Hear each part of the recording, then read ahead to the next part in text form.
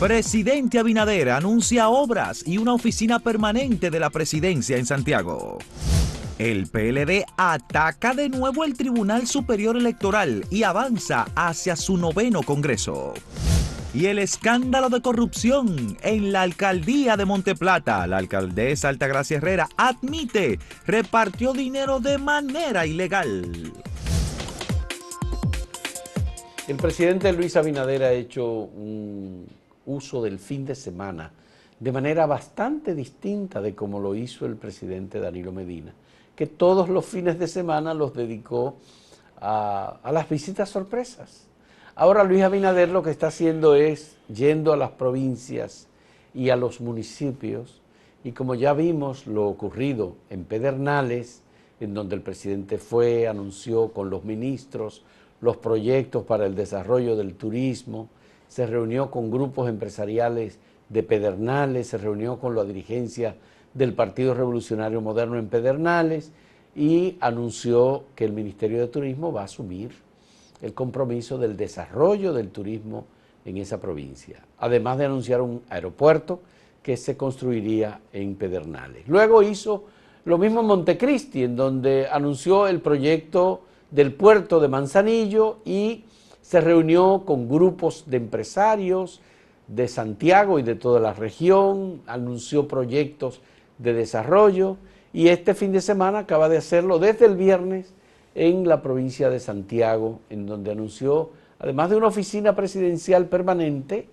la construcción de la autopista del Ámbar entre Santiago y Puerto Plata y se reunió con las autoridades y la comunidad de Santiago Oeste, hizo anuncio de obras distintas, recorrió las calles, la calle El Sol, por ejemplo, de Santiago, según Máximo Laureano, nuestro reportero en Santiago, dijo que recorrió cerca de 2 kilómetros caminando por las calles. Son imágenes, sí. Estas son algunas imágenes del recorrido por Creo la calle que El Sol. está muy junta la gente, de es un Santiago. poco imprudente por lo del COVID, pero bueno. Sí, eso es. De manera que Luis Abinader está usando de manera diferente los fines de semana. Eso implica que los ministros, y hubo un consejo, el primer consejo de ministros del gobierno de Luis Abinader se hizo esta vez en Santiago. Ampliado. Ampliado. No fueron solo los ministros de las carteras. Bueno, creo que quizá él le debía eso a Santiago, que es una de las ciudades en que su familia vivió muchos años. Creo que él nació en Santiago, fue, ¿no? Sí, es de Santiago. Sí, nació. No, Luis Abinader nació en Santo Domingo. Sí, pero su familia Pero su familia es de Santiago, Montecristi. Exacto. Doña Zula y don Rafael, José y Rafael. la vicepresidenta, doña Raquel Peña, que es de Santiago y tiene toda su vida profesional trabajando en Santiago, básicamente. De manera que, bueno, ahí está. Los santiaguenses siempre han sido exigentes. Ellos entienden que aportan mucho al PIB y que no se le atiende en igualdad de condiciones o paralelamente con su aporte. Bueno, pues ahí tienen. Lo que no entiendo muy bien es eso de esa oficina, porque sí hay una gobernación, pero bueno, veremos en la práctica en qué consistiría esa oficina, como para de vez en cuando despachar desde ahí, desde Santiago, ¿no? Además de una gobernación que está encabezada por una mujer. El impacto que ha tenido y sigue teniendo Raquel Peña en Santiago es muy importante. ¿Recuerda cómo se definió el conflicto entre José Ignacio Paliza y Raquel Peña por el tema de Corazán? Se resolvió a favor de Raquel Peña. Raquel Peña es una persona que tiene un gran liderazgo en Santiago, es reconocida por sectores populares, grupos académicos y grupos empresariales como una persona muy importante. No, lo que digo es lo de la oficina, que no entiendo muy bien todavía. Ya veremos en la práctica en qué consiste eso, porque si hay gobernación, sí. La gobernación, de hecho, mucha gente dice que en este tiempo no tienen ya mucho sentido, pero si algo hacen, se supone es representar al Ejecutivo. Al Poder Ejecutivo. Entonces, lo de esa dualidad de que haya gobernación y al mismo tiempo una oficina especial, ya veremos en la práctica qué es exactamente lo que se va a hacer. Yo supongo que el próximo viaje importante del presidente será la región este, que también es una región que por el turismo ha tomado una gran importancia en los últimos 30 años. Hay que ver si el presidente va y de ahí despacha y hace algunas cosas. Digamos, porque ha estado ya recorriendo como regiones, ¿no? Bueno, recuerda, Gustavo, que ahora el miércoles creo se cumple el primer mes de gobierno. El 16. Sí, sí. Hoy es 14. Pasado mañana. Pasado mañana se cumplirá el primer mes. Es apenas un mes. Sí, sí. Él ha utilizado todos los fines de semana que ha tenido para actividades gruesas, actividades de promoción de compromisos del gobierno. Aquí obviamente habría que ver cuáles son las recomendaciones que le hace Plutarco Arias, el ministro de Salud, porque las concentraciones son masivas y no es lo que el gobierno está recomendando ni pidiendo a la población y a la sociedad. No, se ha mantenido el toque de queda, se han mantenido las medidas de prevención. Y las medidas de separación. Por cierto, Fausto, que a propósito de eso, hubo el fin de semana una campaña. Yo no sé quién tuvo esa iniciativa, y sobre todo en las redes sociales, diciendo que ya no más toque de queda. Pero bueno, ¿cuál es el sentido de eso? Si alguien me dice a mí, mire, hemos hecho una investigación bien fundamentada y ya eso no tiene sentido, yo le vería razón de ser, pero que alguien le fastidie, que le impidan salir a la calle y por eso arme una campaña. Ahora se hacen tantas cosas y se dicen, cualquiera se convierte en una especie de oráculo o experto y sube un vídeo a las redes y dice y hace y se convierten en médicos, hacen recomendaciones, en psiquiatras, dan consulta y todo. Y la gente tiene que tener cuidado con esto, porque el hecho que usted tenga la libertad de expresión no le avala a usted para decir cualquier cosa que vaya a afectar a la colectividad.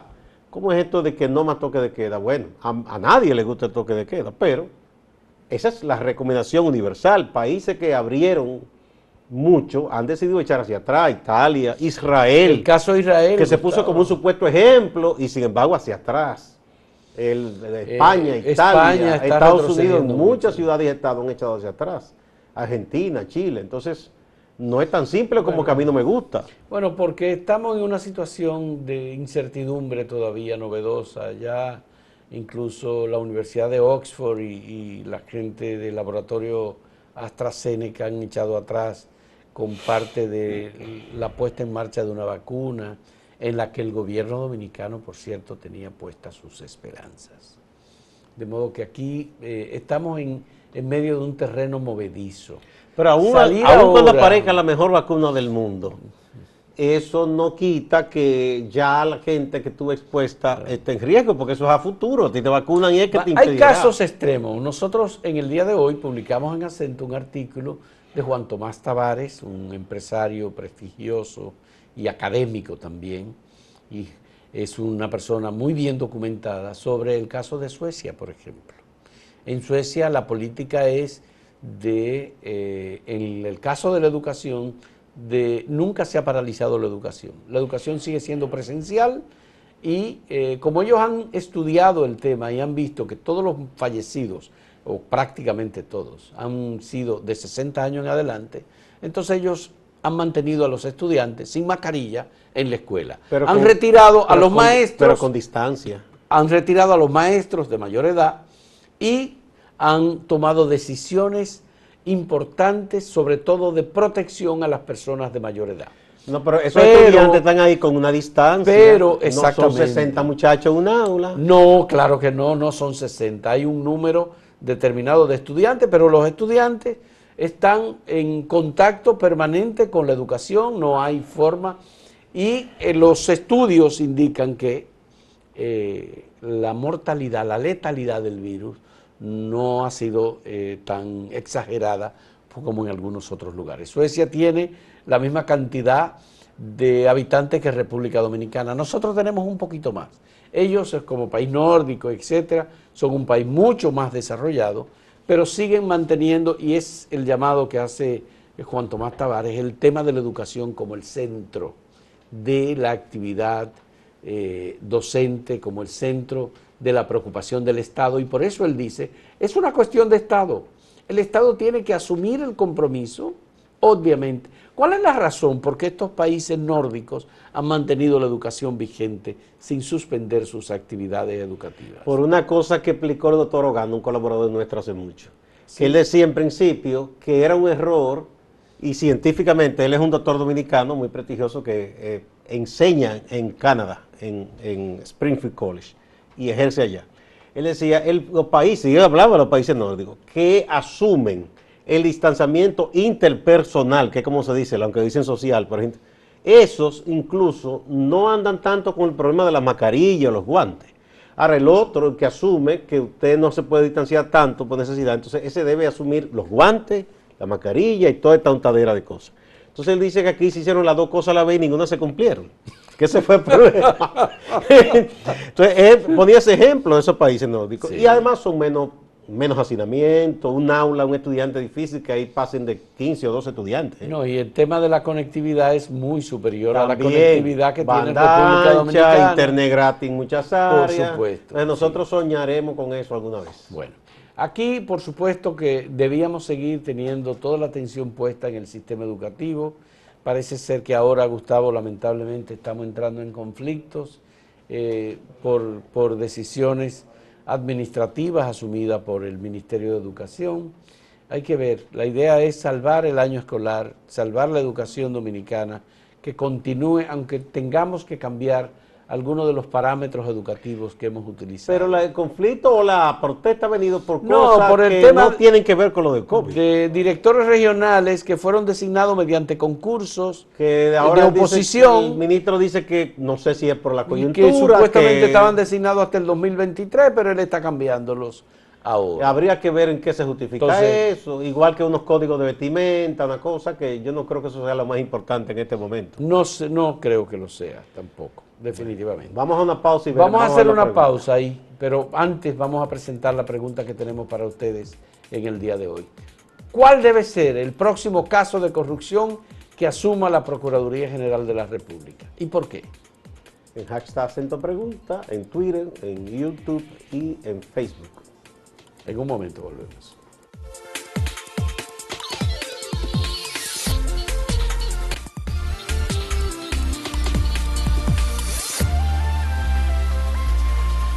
Mira, a propósito de esto de la COVID, la pandemia, las medidas que se han puesto en práctica y el toque de queda, que alguna gente dice, si hay unos servidores públicos que han cargado pesado con todo esto, sabemos los médicos, las enfermeras, todo el personal paramédico, los bioanalistas, toda esa gente, radiólogos. Entre los profesionales del área de la salud afectados por el COVID, en su trabajo hay más de 300 personas. Exacto. Y eso es una estadística que divulga el Ministerio de Salud. Y esos son los que se han infectado. Pero además de eso, toda la tensión, la carga emocional, el cansancio, el hastío y las presiones que reciben de la gente, porque la gente insulta y exige si no se le atiende. Uno dirá, tiene algún elemento de razón, pero ellos no son culpables de una situación que no es que nadie se la inventó y digo, vamos a hacer que haya un virus. No, eso está en el mundo entero. Entonces, otros servidores públicos también que cargan pesado son los policías, los agentes policiales. Entonces, la gente suele ser a veces muy incomprensible y muy exigente con los propios agentes, porque si usted sabe que hay unas reglas que a determinada hora usted no puede salir a la calle, está bien que la gente no debe maltratar al ciudadano.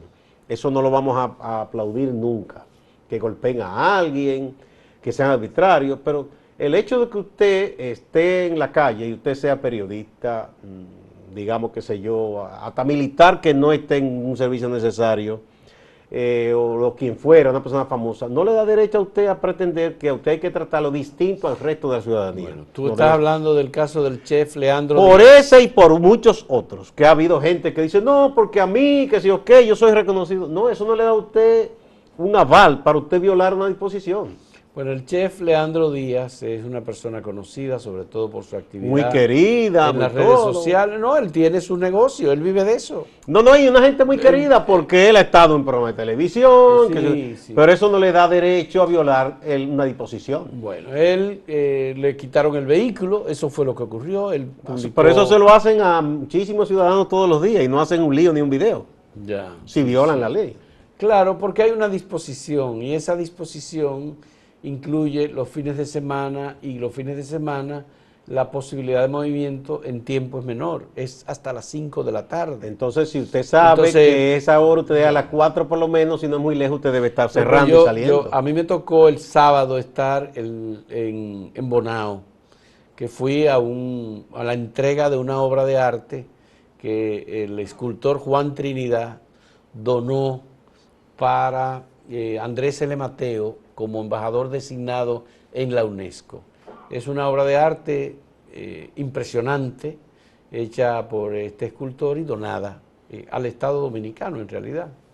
Y fuimos un grupo de personas, incluyendo personas con responsabilidad en el Estado, y asistimos y salimos temprano de Bonao porque el horario establecido de circulación era hasta las 5 de la tarde. Claro. Y todos estábamos atentos a que debíamos salir temprano. Exactamente. Para llegar a tiempo y no violentar no este fin de el semana, horario sino el establecido. pasado, yo tuve que hacer una diligencia en Santo Domingo Este, reunirme con un hermano mío, y ya cuando estaban a cierta hora, yo digo, me voy. Él mismo me dijo, no, pero a ustedes los periodistas no le dan como una licencia. Yo digo, no, yo no quiero hacer uso de eso, porque creo que entonces me coloco por encima de los demás. Ya. Y yo no ando en labor de reportero ahora mismo, entonces no es necesario que ande en la calle. Sí, hay una disposición que se cumple y debe cumplirse para todos los ciudadanos. Es una aprobación de un estado de emergencia aprobado por el Congreso Nacional por ley. El Poder Ejecutivo, en cumplimiento de ese estado de emergencia, ha emitido unos decretos de no movilización a partir de las 7 y de las 8 de la noche y los fines de semana a partir de las 5 de la tarde. Entonces, eso hay que cumplirlo. El hecho de que usted sea empresario, chef, periodista, militar, lo que sea, no le da autoridad para... diputado, senador. Lamentablemente, no hay Leandro derecho. es una persona muy agradable y así ha hecho una labor en las redes sociales de divulgación. Él promueve sus productos, Sí. sus barrigones. Y ha hecho otras su cosas. labor social, porque ha enseñado muchachos, ha promovido personas, pero eso no le da derecho a estar por encima de la ley. No. Veo bien, ya los negocios como supermercados, veo que ahora cierran a las 2:30 o a las 3 los fines de semana. Ya. Como debe ser, porque esa gente tiene que trasladarse, los empleados. No le podían cerrar antes, que era prácticamente minutos antes de que concluyera el horario. Entonces, ellos se veían expuestos a problemas en la calle. Bueno, pues esto es importante, hay que cumplir con el estado de emergencia, hay que cumplir con el toque de queda.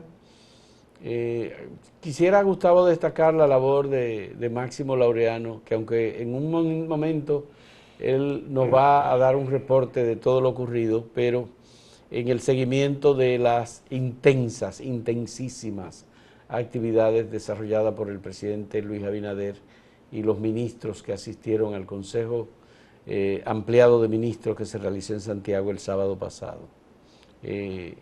Importantísima labor informativa hecha por nuestro compañero Máximo Laureano. Permanentemente estuvo informando de todos los detalles, ¿verdad? Sí. De esa visita del presidente el fin de semana a Santiago, una provincia que todo el mundo sabe el peso económico y político que tiene la República Dominicana. Bueno, hay además algunas otras ideas que han ido surgiendo. A propósito, ya el gobierno deberá ir dando tal vez algunas explicaciones. Por ejemplo, lo del... Ya, eso es un proyecto que se asumió. La autopista del Ámbar es una autopista que va a colocar a Santiago y a Puerto Plata a una menor distancia por la carretera tradicional que había antes. Es una distancia, creo que de ¿cuánto? ¿De media hora? Entre Santiago y Puerto Plata. No es media, no, un poco más, pero bueno, mucho más ágil todo. Además de que eso va a permitir... Ahí hay unos paisajes muy bellos, impresionantes, que han hecho ese recorrido en esas montañas, esas cosas, bellísimo todo. Bueno, y entonces, bueno, si se hace así más expedito el trayecto, mucha gente aprovechará, no solo para el turismo, para el comercio, el intercambio entre ambas. La otra cosa es que el otro trayecto, Santiago-Puerto Plata, que es la carretera turística, está bien en un trecho, por Moca, pero hay una zona en la montaña que es imposible de transitar. Recientemente, hace poco, tuve la posibilidad de hacer ese trayecto y es traumático, lamentablemente, no es recomendable. No, debería quizás hacerse algo después con esa otra vía. Hacer ese trayecto no es recomendable. Yo creo que el gobierno tendrá que intervenir, eso está asignado, deberán tratar de completarlo, porque aunque es una hermosísima carretera, sobre todo por los paisajes, pero sigue siendo también una carretera muy, muy peligrosa por el trayecto en malas condiciones que tiene. Sí. Y porque hay también muchas protuberancias, policía Sí, hecho por muchos la altibajos, gente. muchas cosas. Bueno, es hay que la mucho gente polvo, hace eso porque claro. hay comunidades ahí cruzan de un lado a otro, entonces es un peligro para ellos. Bueno, vamos a recordar la pregunta que tenemos para ustedes en el día de hoy. Es, ¿cuál debe ser el próximo caso de corrupción que asuma la Procuraduría General de la República y por qué? Bueno, en hashtag Acento Pregunta, en Twitter, en YouTube y en Facebook. Vamos a ver qué dijeron los amigos y amigas.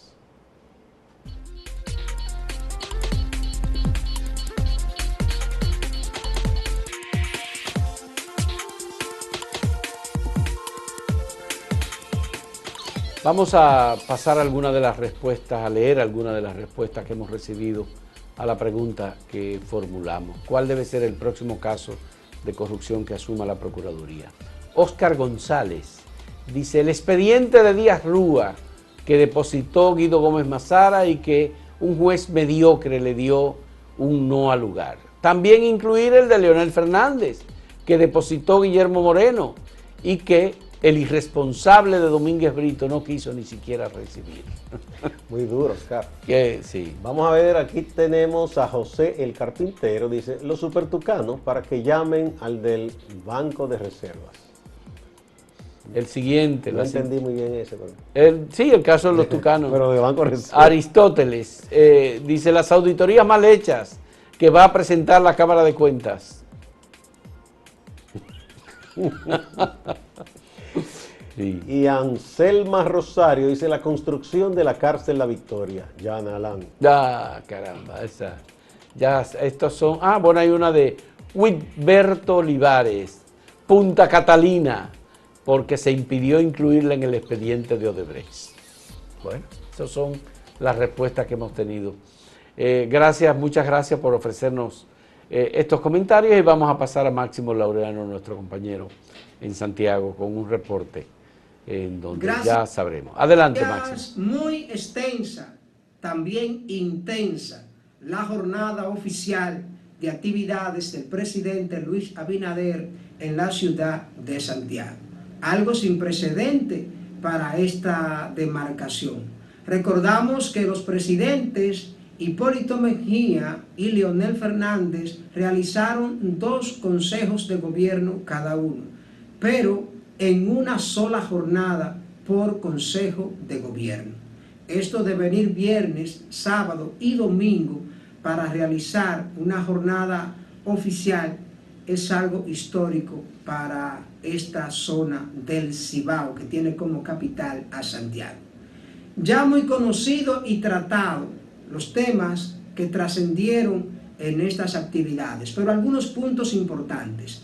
El presidente de la República anunció que en 36 meses entregaría la autopista del Lámbar.